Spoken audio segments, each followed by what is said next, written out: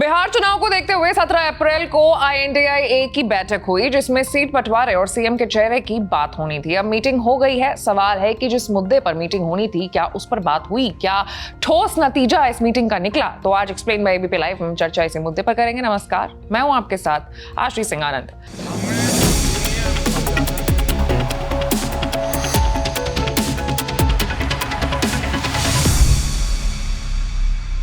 तो आपको बता दें कि बिहार में आरजेडी ऑफिस में कांग्रेस और आरजेडी की बैठक हुई। इससे पहले 15 अप्रैल को भी एक दौर की बैठक हो चुकी है, जिसमें यह बताया गया था कि 17 अप्रैल को सीएम फेस और सीटों के बंटवारे पर चर्चा होगी और सारी बातें पब्लिक डोमेन में बाहर आएगी। लेकिन अफसोस ऐसा नहीं हुआ। ये बैठक भी कहीं ना कहीं एक तरीके से बेनतीजा निकली। इस बैठक में तेजस्वी यादव, मुकेश सहनी, कृष्णा लवरू, राजेश राम, अब्दुल बारी, शकील, मदन मोहन झा मौजूद रहे। इस मीटिंग की खास बात यह रही कि इतनी जरूरी मीटिंग में भी राहुल गांधी और खड़गे साहब मौजूद नहीं रहे। इस बैठक में सिर्फ गरीब महिला, नौजवान के मुद्दे पर ही बात हुई और इस बैठक में कोऑर्डिनेशन कमेटी बनाने की भी बात उठी, जिसका नेतृत्व तेजस्वी यादव करेंगे और फिर ये कमेटी ही आगे के चुनाव की रणनीति को रूपरेखा देने का काम करेगी। लेकिन वही राजनीति की जानकार ये कयास लगा रहे हैं कि शायद इस मीटिंग में सीट शेयरिंग पर बात जो है वो अटक रही है। पिछले बार कांग्रेस ने 17 सीटों पर चुनाव लड़कर 19 सीटें जीती थी, तो इस बार कांग्रेस 70 से ज्यादा सीटों पर लड़ने की बात कर रही है, जिस पर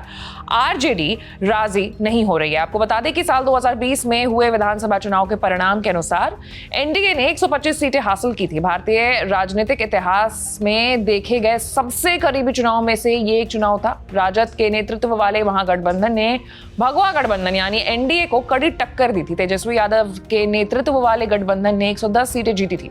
राष्ट्रीय जनता दल यूनाइटेड 75 सीटों के साथ सबसे बड़ी पार्टी के रूप में उभरी थी और उसके बाद भाजपा ने 74 सीटें जीती थी। वहीं जेडीयू ने तीसरे सबसे ज्यादा 39 सीटें जीती थी। आश्चर्य की बात यहां ये रही कि वामपंथी दलों का उदय और असदुद्दीन ओवैसी के नेतृत्व वाली AIMIM की 5 सीटें भी हासिल उन्होंने की थी।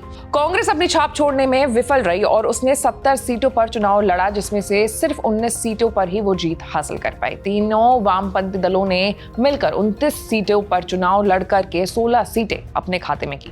वहीं इस बार की अगर बात करें तो विपक्ष INDIA के बैनर तले बिहार में चुनाव लड़ने जा रहा है और अभी सीएम फेस पर सीट बंटवारे पर कोई भी बात सामने नहीं आई है। लेकिन राजनीति में क्योंकि कयास लगाए जाते हैं, तो जानकार ये कह रहे हैं कि इस साल के भी विधानसभा चुनाव में कांग्रेस 70 सीटों से नीचे नहीं मानेगी और ना ही आरजेडी उन्हें 70 सीटों से ज्यादा आगे बढ़ने देगी, क्योंकि यहाँ आरजेडी बड़ी पार्टी है और जहां तक बात सीएम फेस की है तो सीएम आरजेडी का ही होगा, क्योंकि एक तो बिहार में आरजेडी की पकड़ ज्यादा है और दूसरी कि वो पार्टी बड़ी भी है।